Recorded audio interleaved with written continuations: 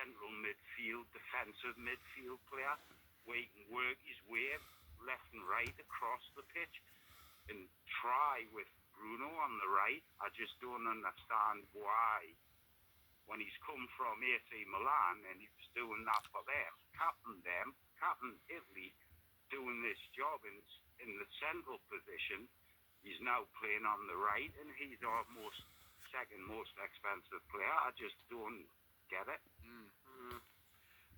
Thank you very much for all of that, Harry. And I want to pick up one more point that you've mentioned with Julio. We're running out of time, but Harry said there that once a manager's picked a captain and given them the captaincy, then he might feel almost obliged to play him as much as possible.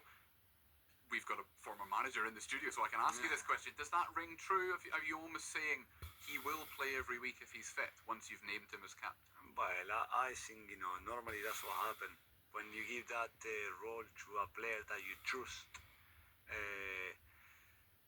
it's hard to, take it away. Yeah. You have to be consistent with your decisions, because if you send the wrong message to the team, one day he's a captain, in 2-3 weeks he's no captain anymore, he's on the bench. So.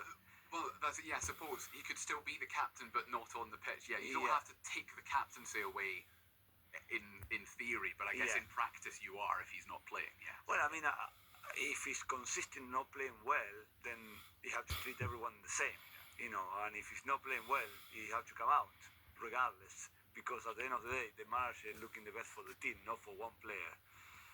But it's not an easy decision to make. Yeah, no, I can very much imagine. Yeah, we're getting very close to the end of the programme. It's been great to have you in, Julio. Sunderland are top of the table, 5 points clear, but it's really only a third of the way through the season. Can they finish in the top 2?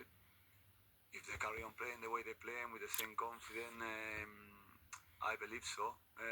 Championship is a long and hard season. It's not an easy league. You play against very competitive teams, so we'll see what Sunderland find themselves at the end of the year, and then we can probably predict a bit better. Yes. Well, thank you very much again. Thank you for pleasure to have you in. It hopefully will not be 10 months or more before we have you back in the studio again. But Julio Arca, thank you very much indeed. Ando, you'll not be back in this studio tomorrow night, but only because you will be at St James's Park. I will. Yeah, where we will see you in 24 hours' time. In fact, in 24 hours' time, the game will already have kicked off.